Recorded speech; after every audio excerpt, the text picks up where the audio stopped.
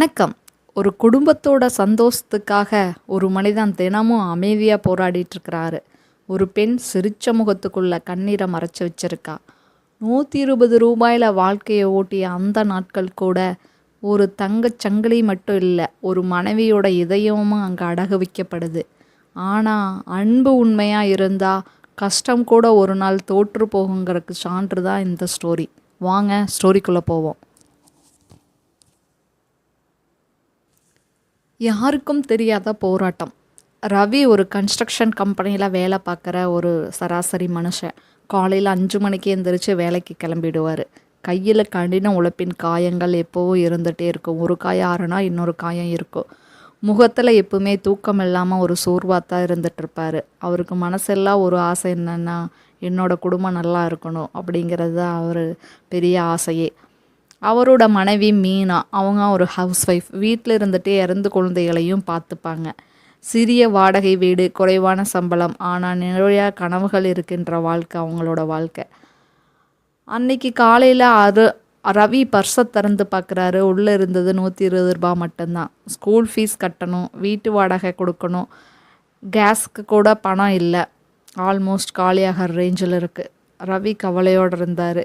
அதை பார்த்ததும் மீனா மெதுவாக சிரிச்சுட்டு, எல்லாம் சரியாயிடுங்க, பரவாயில்ல, நீங்கள் வேலைக்கு போயிட்டு வாங்க அப்படின்னு சொல்கிறாங்க. ஆனால் அவள் உள்ளுக்குள்ளே பயந்துட்டே தான் இருக்கிறா. இது எதுவும் முடிஞ்சிருச்சுனாலும் நம்மக்கிட்ட பணம் இல்லையேன்னு. அன்னைக்கு இரவு அந்த குழந்தைகள் கேட்குறாங்க, அப்பா எனக்கு சைக்கிள் வாங்கி தரீங்களான்னு. ரவி சிரிச்சுக்கிட்டே சொல்கிறாரு, முயற்சி பண்ணுறேன், சீக்கிரமாக வாங்கி தர்றேன் கண்ணா, நீங்கள் போய் தூங்குங்க அப்படின்னு சொல்கிறாரு. குழந்தை தூங்கிய பிறகு 2 பேரும் வீட்டுக்கு வெளியே உட்காந்துட்டு ரவி அழுதுட்ருக்கா. மீனா ஒரு டீ கொண்டு வந்து அவனுக்கு பக்கத்தில் உட்காந்துட்டு தர்றான். எதுவுமே கேட்கல, எதுவுமே பேசலை. சில அன்புக்கு வார்த்தைகளே தேவையில்லை, அது உணர்வுலையே அவங்க வெளிப்படுத்த தெரிஞ்சிருப்பாங்க, புரிஞ்சுக்க தெரிஞ்சிருப்பாங்க. அப்படியாப்பட்ட ஒரு ஹஸ்பண்ட் ஒய்ஃபு தான் அவங்க. மறைந்திருந்த தியாகம். அடுத்த நாள் இன்னும் கஷ்டமாக இருக்குது. ரவி வேலை பார்க்கும் கம்பெனியில் சேலரி மீண்டும் டிலே பண்ணுறாங்க. லோன் கால் தொடர்ந்து வந்துகிட்டே இருக்குது. ஸ்ட்ரெஸ்ஸாக ரொம்ப பார்த்தா ஒரு வேளை சாப்பாட்டுக்கு மட்டும்தான் ரைஸ் இருக்குது. ஆனால் குழந்தைகளுக்கு சந்தோஷமாக சமைச்சு தர்றாங்க. மிச்சம் இருக்கிற எக்ஸ்ட்ராவை ரவிக்கு சர்வ் பண்ணிவிட்டு அவங்க ஆல்ரெடி சாப்பிட்டேன்னு சொல்லிடுறாங்க. ஆனால் உண்மையில் அவங்க சாப்பிடவே இல்லை. அந்தன்னைக்கு ஈவினிங் மக ஸ்கூல்லேருந்து அழுதுகிட்டே வர்றா. அம்மா ஃபீஸ் கேட்குறாங்க. மீனா அவளை ரொம்ப கட்டி பிடிச்சி அன்றைய இரவு சொல்கிறான். எல்லோரும் தூங்கிய பிறகு கபோர்டை திறக்கிறா. அதுக்குள்ளே அவளோட திருமணத்துக்காக அவங்க அம்மா வீட்டில் கொடுத்த ஒரு செயின் இருக்குது. அதை கையில் பிடிச்சிட்டு அவளுக்கு ரொம்ப கண்ணீராக வருது. ஆனால் அடுத்த நாள் ரவிக்கே தெரியாமல் அந்த செயினை கொண்டு போய் அடகு கடையில் வச்சு ஸ்கூல் ஃபீஸை கட்டிடுறான். பின்னாடி தான் ரவிக்கு தெரிய வருது, அவனும் ரொம்ப மனசுடைஞ்சு போகிறான். நம்மளால முடியாததுனால நம்ம ஒய்ஃபை அவங்களோட தாலி செயினை கூட அடகு வச்சு கொடுத்துட்டாங்க அப்படின்னு. எங்கிட்ட ஏன் சொல்லலான்னு கேட்குறா. மீனா கண்ணீரோட சிரிச்சிட்டு சொல்கிறா, இந்த குடும்பத்துக்காக நம்ம 2 பேரும் சேர்ந்து தான் போராடணும், நீங்கள் ஒருத்தர் மட்டும் போராடுறது எனக்கு பிடிக்கல அப்படிங்கிறா. அந்த இரவு பல வருடங்களுக்கு பிறகு ரவி அவன் தோளோட சாஞ்சு குழந்தை மாதிரி அழுதுட்ருக்கிறான். அவனுக்கு சொல்ல வார்த்தைகளே இல்லை அவள் செஞ்ச காரியத்திற்காக. அன்பினுடைய வெற்றி. 3வது நாள் ரவியின் வாழ்க்கையே மாறிடுது. ஆஃபீஸில் மேனேஜர் அவளை கூப்பிட்றாங்க. அவன் ரொம்ப பயந்துட்டே போகிறான். வேலை போயிடுமோன்னு பயந்துட்டே போகிறான். ஆனால் மேனேஜர் சொன்னது, நீ பல வருஷமாக ஹானஸ்ட்டாக வேலை பார்த்ததுனால உனக்கு ப்ரமோஷன் கிடச்சிருக்கு அப்படின்னு.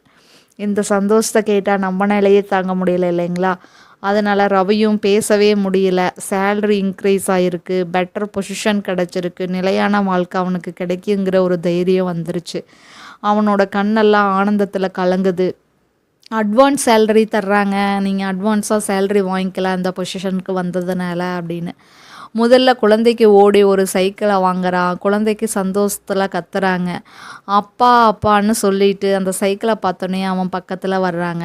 அந்த சின்ன வீடு மீண்டும் சிரிப்பால் நிறையுது. அதுக்கப்புறம் மீனாவை கூட்டிகிட்டு அந்த ஜுவல்லரி அடகு வச்ச கடைக்கு போகிறான். அங்கே அடகு வச்ச செயினை திரும்பி வாங்கிடுறான். மீனா அதிர்ச்சியோடையும் சந்தோஷத்தோடையும் பார்த்துட்டு, இவ்வளவு பணம் ஏது உங்களுக்கு அப்படின்னு கேட்குறா. அவள் கையை பிடிச்சிட்டு சொல்கிறா, கஷ்டப்பட்டு வேலை செய்யுங்கான், ஆனால் உடைந்த குடும்பத்தை கூட சேர்த்து பிடிச்சு நிறுத்துறது அன்பான மனைவி தான் அப்படின்னு சொல்கிறா.